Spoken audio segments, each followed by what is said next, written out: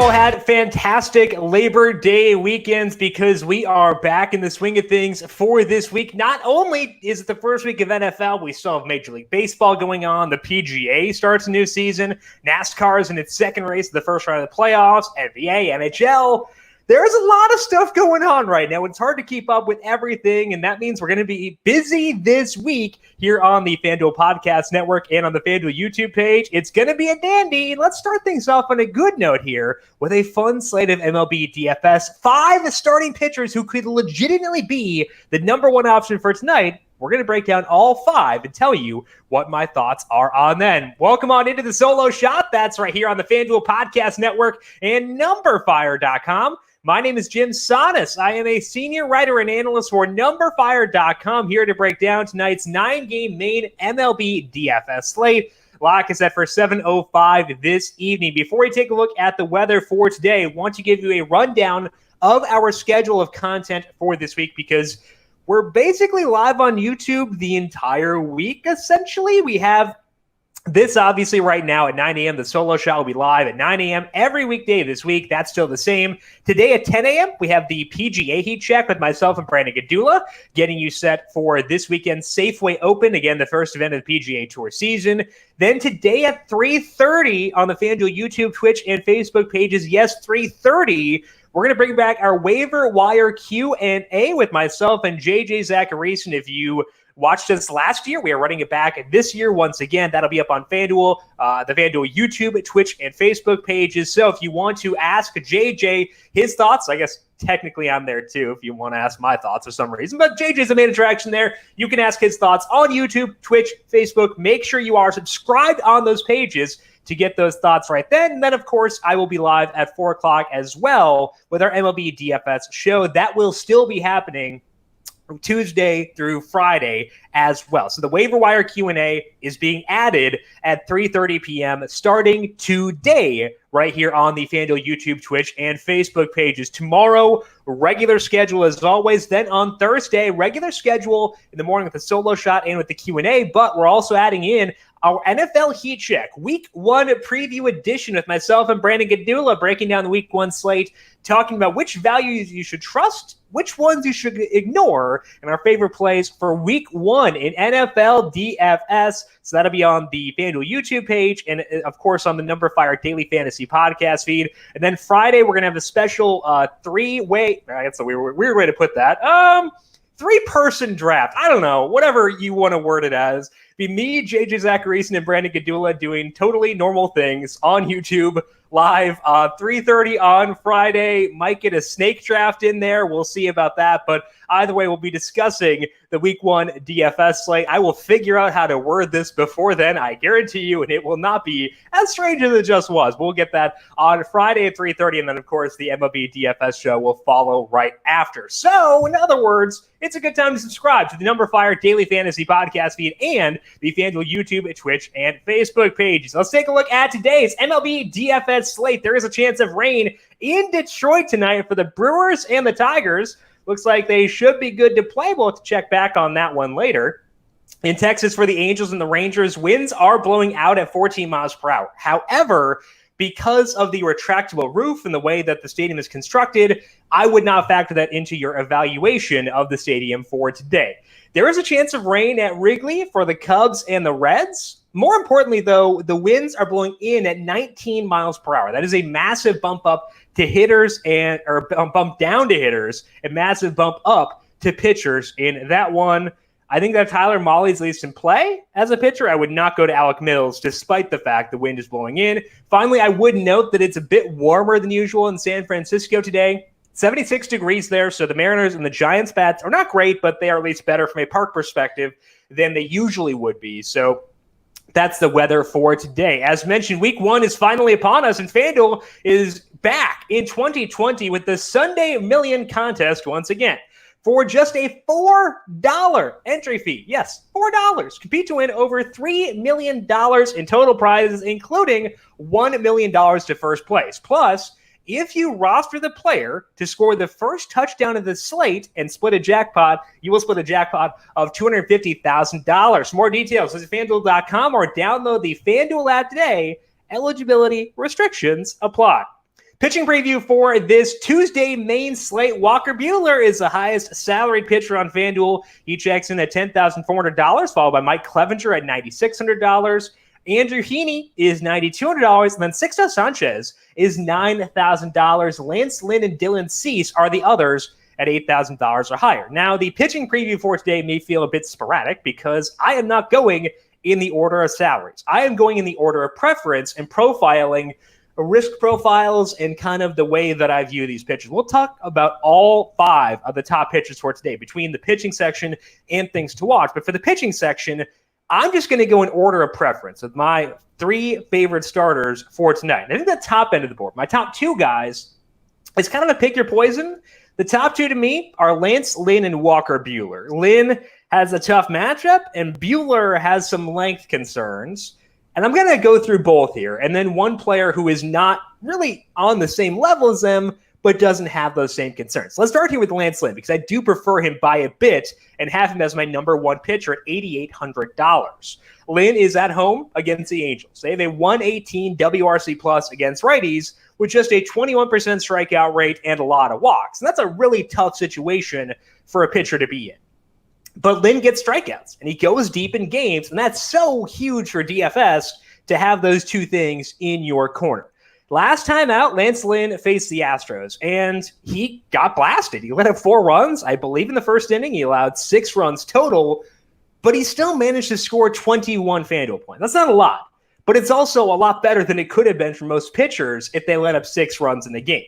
Lynn went 6 innings, got 7 strikeouts. Even when things go poorly and he hits the bottom end of his range of outcomes, it is possible he still will not kill you. In the 9 starts this year, Lynn has a 4.03 skill interactive ERA. His strikeout rate is 27%. He's letting apart contact just 37% of the time, which is a good amount better than the league average so far this year. He's just had a lot of tough situations he has had to pitch through, which is why, things haven't gone as well as they did down the stretch last year.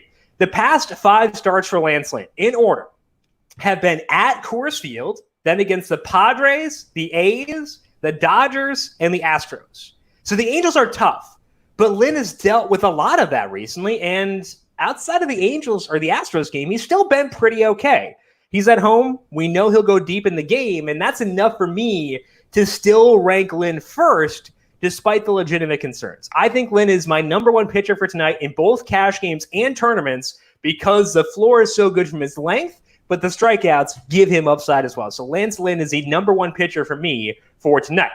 With that said, Walker Bueller at 10-4 is still very interesting because we have not seen a fully actualized Walker Bueller yet this year. He was slow and getting ramped up at the start of the year. Then he had a blister that put him on the injured list, and he went 71 pitches his last time out. That means he could be a bit limited once again tonight. But I still think that Bueller is a quality play here.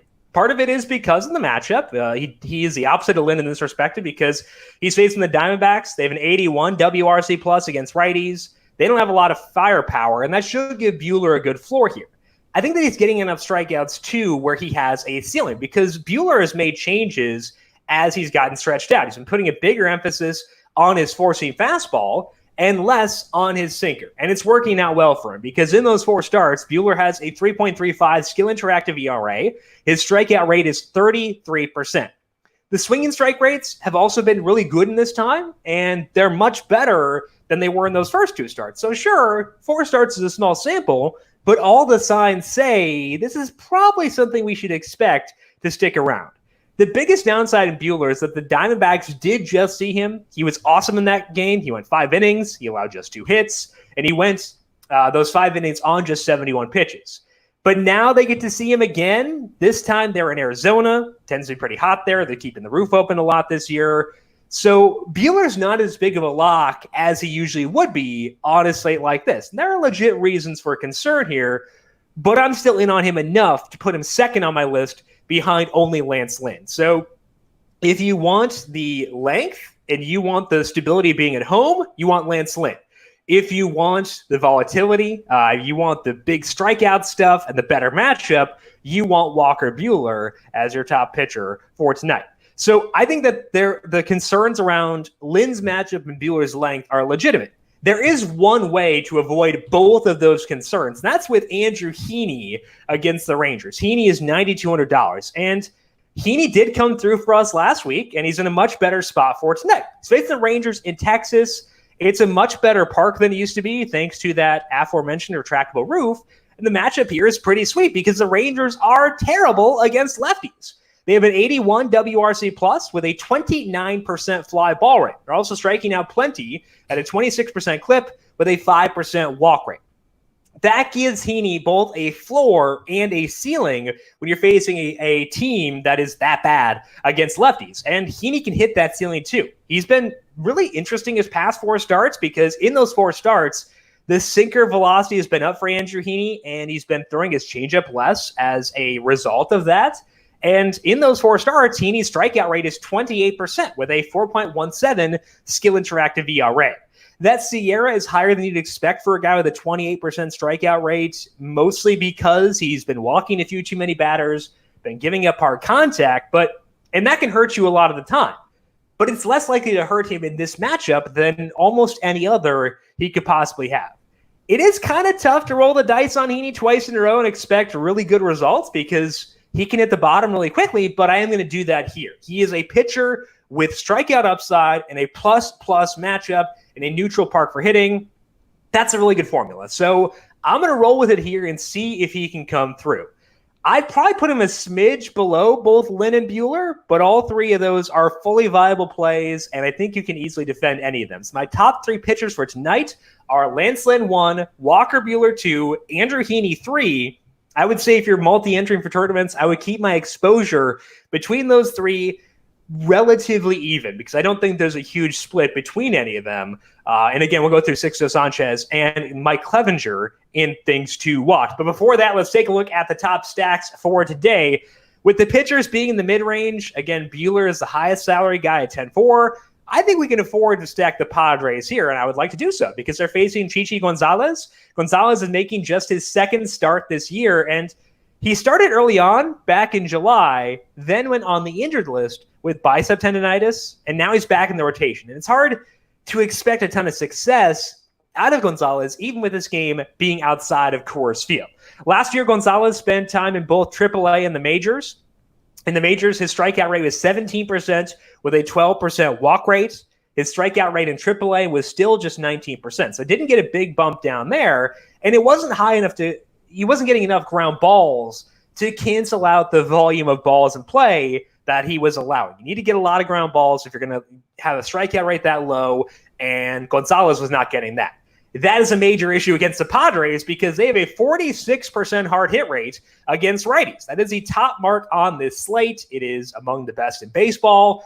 If you take strikeouts out of the equation, they can do some serious damage in a real big hurry. It's not a great park for hitting in San Diego. It's still, I think there's still enough here for us to rank the Padres at the top of our stacking list. Stacks are tougher than pitchers for today because there are so many good pitchers, there are naturally going to be fewer stacks. So stacking is tough, and I think there's enough here for us to put the Padres number 1 for tonight. It's a good offense against a low strikeout pitcher that can allow us to overlook some legitimate downsides here. The Padres are not a super easy team to stack unless you're going Lancelin, who's $8,800. You can make that work. But you can pepper the mid-range here, and I think that's what you want to do. Pepper the mid-range and then see if you can afford Tatis on the top end. Trent Grisham is $3,200. That is a great way to start your lineup. Mitch Moreland is $2,900. Will Myers and Jay Cronenworth are $3,100. So I would say Grisham is the top guy. If Moreland is in there, he is number 2. See if you can get Tatis and then one of Myers or Cronenworth. And then I think as long as you pair them with a value stack, you should be able to get to Tatis, and I would like to do so. Obviously, other guys in there are viable too, but Tatis is the crown jewel within this team. So start with the value plays and then try to get to Tatis, and I think that in the Lynn lineups, you should be able to get there pretty often for today. And a big part of the reason you can get there is because the New York Mets are our number 2 stack, and they've got a lot of value guys. Let's talk about the Mets here. They're facing John Means in New York, and Means slowly creeping back toward what he was last year. He did an awesome job in 2019 of limiting hard contact. In his past 4 starts, the velocity has come back down, which is actually weirdly a good thing for him because it was way up his first 2 starts. he was getting hammered, and he's been going back to what he was doing last year. And with that decreased velocity has come a decreased hard hit rate. That's a good thing for John Means. It is 35% in those 4 starts. That is a big plus for him, and he needs that to happen. But his strikeout rate has come down too, which is why we are here to stack against him. In those 4 starts with the decreased velocity, Means has a 10% strikeout rate and a 5% walk rate. Both of those are rounded up, which means he's allowing a ball in play more than 85% of the time. And a lot of those are in the air. So even if he is getting some soft contact, teams can still punish him via volume of balls in play and balls being put in the air. This same Mets team did exactly that last week. They had a pair of dingers off of Means in 5 1/3 innings, and that was Means' 3rd straight game allowing 2 home runs. So the Mets can hit some home runs here. They're a good team against lefties with a 125 WRC plus, and I think that makes them a quality value option here for tonight. The righties are obviously the main attractions here. J.D. Davis, Pete Alonso, Todd Frazier. But I also really love Michael Conforto, despite the fact that Means is a lefty. Conforto does not have a reputation for being a great hitter against lefties. But this year, in 67 plate appearances, he has a 21% strikeout rate, 41% hard hit rate, and a 39% fly ball rate. Those good peripherals have come with good results. They're better than all but Todd Frazier. You don't want to buy into results-based numbers in small samples based on handedness. However, the peripherals have been there for Conforto too, and those I do trust. Specifically, strikeout rate in a 60 plate appearance sample that can stabilize, and Conforto putting the ball in play, and he's putting the ball in the air. Those are 2 really good things. So Conforto is $3,200. As long as you go with Davis and Frazier at $2,600, I think you should be able to get to Conforto even in your Tatis lineup. So I think we need to start viewing Conforto as a quality play, even against lefties. And for me, that does start tonight. So Michael Conforto, a good play for today, despite the fact the Mets are facing a lefty. For the third stack, we're going to go with the Los Angeles Dodgers, and they are risky because they're facing Luke Weaver. And Weaver's results this year are terrible, but his peripherals are a whole heck of a lot better. Like, if you looked at adjusted his peripherals, you would think, oh man, like against a tougher or an easier matchup, we could use this guy as a pitcher. And he did just do decently against the Dodgers in Los Angeles last week. But the split between the results and the peripherals for Weaver may not be a fluke, which pushes me towards stacking the Dodgers here. The big reason for this line of thought is hard contact. Weaver is allowing a lot of hard contact. It's a 49% hard hit rate, which is the 2nd highest on the slate. And the Dodgers are 2nd themselves while leading the slate in fly ball rate as well. Against the Dodgers last week, Weaver let up a 40% hard hit rate and a 53% fly ball rate. The hard hit rate was better than his usual, but it wasn't great by any means. He also didn't get many whiffs in that game, just an 8.7% swinging strike rate. And now Weaver has to see this same offense for the 2nd time in a week. It's been only 4 days between starts. If teams generally see the ball well off of Weaver, which is what allows him to make hard contact, you can imagine the value in seeing that pitcher for the 2nd time and what that would do. So, yes, there is risk in the Dodgers because if the peripherals come through and the batted balls don't break in your favor, things could go awry. But the odds the Dodgers post a 10 spot here are decently high with all the hard contact Weaver is allowing. So I'm willing to roll the Dodgers out here specifically in tournaments. For cash games, I might try to avoid it, but for tournaments, I do think that the Dodgers can get the job done. As far as the Dodgers lineup goes, we saw Gavin Lux hit leadoff for the Dodgers against a righty on Sunday. We will not see that today because Mookie Betts had that game off, and he's probably going to be back in there today. So we're not going to see Lux bat leadoff. But it does show the team has some faith in him, and Lux is $2,400. He showed some power, a bit of speed in the minors last year. So if we get a situation where Lux hits 7th or so tonight, he could be a really fun value play at $2,400. I'm not setting the bar super high. Like 7th is still not necessarily ideal, but if you get a guy with Lux's dual sources of upside and offense is good batting 7th, that's at least intriguing. So Lux is a guy to keep an eye on. Again, he might not get there, but he would make it a lot easier to get to Mookie Betts and Cody Bellinger. So keep an eye on Lux and see where he bats in the lineup. Same thing applies to Jock Peterson. Same thing applies to Will Smith at $2,900. Guys with talent who would be really good DFS plays if they were to move up in the order. So Lux and Smith could be value plays. Otherwise, it's back to the old reliables of Jack Peterson and AJ Pollock at $2,600 and $3,000. So keep an eye on the value plays here for the Dodgers because they could be really fun. They're talented hitters who just need to get to good spots in the order. So I'm going to keep an eye on them for tonight.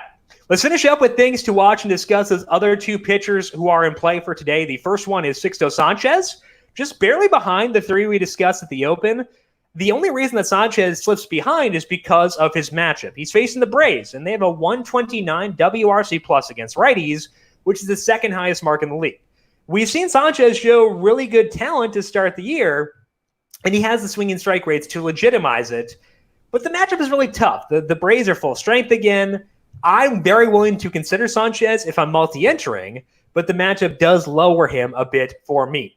I did not talk about Mike Clevenger with the pitchers, and that was intentional. I just haven't seen a whole lot out of him so far this year, but Clevenger could turn it around. He's with a new team, and they could unlock something in him. We did see him change up his pitch mix in his first start with the Padres, went like 40% sliders, fewer four-seamers, so maybe he surges now that he's with a new team. And he's facing the Rockies, who are terrible outside of Coors Field. So there is a path to using Clevenger.